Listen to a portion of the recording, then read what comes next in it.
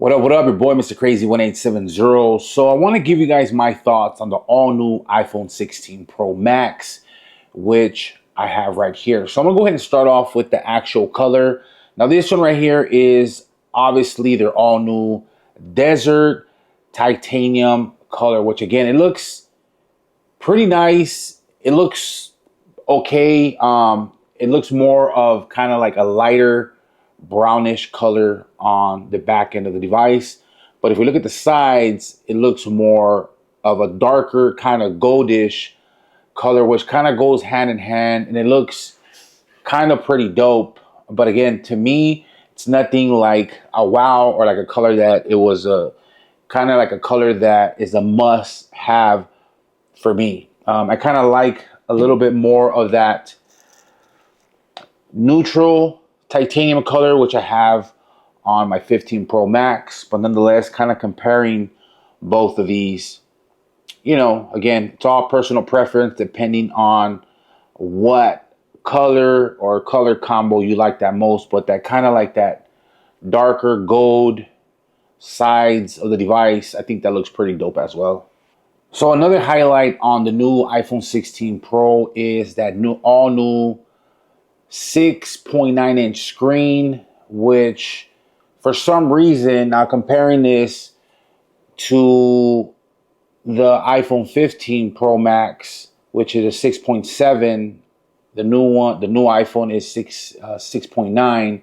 Kind of comparing these side by sides, it is definitely noticeably larger, taller than the previous iPhone.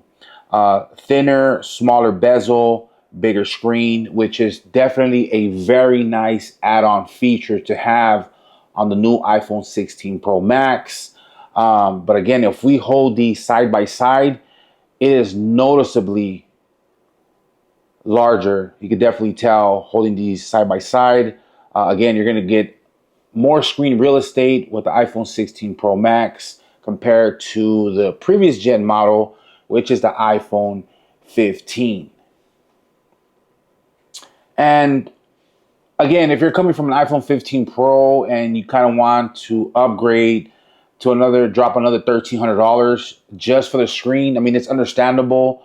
Personally, for me, I just don't think that dropping another 13, 14, 15 on a new iPhone 16 Pro at the moment is in it for me. But although that larger screen, thinner bezel on the new device is definitely a very nice add-on feature to have on the new device. Now, another cool new major feature on the new device is camera control, which is right here on the side. Now, I could kind of see this kind of going a long way for all video or picture content creators, to have that kind of shutter button on the side of the device. Again, if you kind of click it one time, it's going to go ahead and launch your camera control.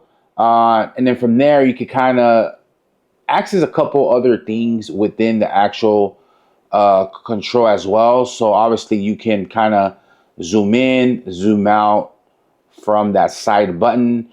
And depending on what mode in the camera you're in, you can also adjust your exposure, your aperture, and a variety of different other features as well. One thing to note is that it is going to take a little bit of time to kind of get used to or adjusted, even to kind of a little bit of a learning curve when it comes to that camera control button. But again, I think that is also a really nice add-on feature to have on the new device.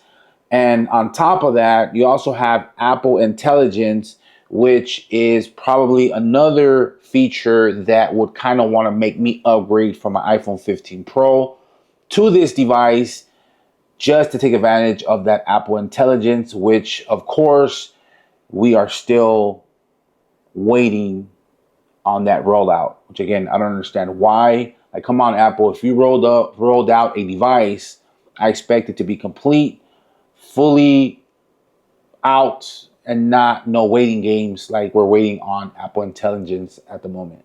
4K 120, we now got 4K 120 on the new iPhone 16 Pro Max.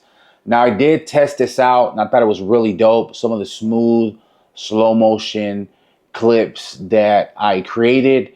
I definitely had some fun with that. I think that that's another really nice add-on feature to have on the iPhone 16 Pro Max. Again, there is a lot of people, there's a lot of content creators that literally shoot everything on their iPhones. And I think that 4K 120 is just another nice add-on tool to kind of have within the actual device. And there's also audio mix software in this device that you're able to kind of play around with your sound. You have in-frame, studio, and cinematic, which all three of those are going to give you different modes to kind of adjust your audio accordingly. Now, as far as battery life, you are going to get about 33 hours. According to Apple, you're going to get about 33 hours of video playback on the all-new iPhone 16 Pro Max. So those are just some of the highlighted features that I kind of wanted to touch bases on.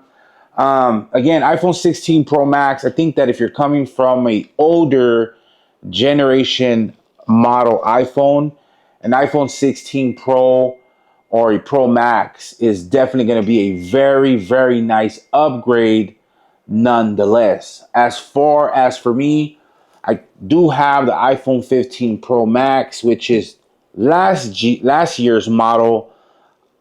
As for me, I just don't think that it's worth an upgrade at the moment.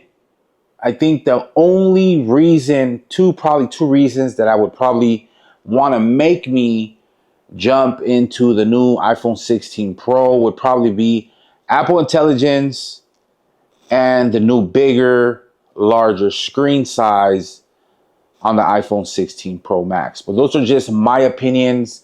Let me know what you guys think in the comments. Just kind of wanted to jump on here and give you guys, this is not a full review video. There's plenty of videos on that. Just kind of want to give you guys my own personal remix on my thoughts on the all-new device and kind of where I'm coming from.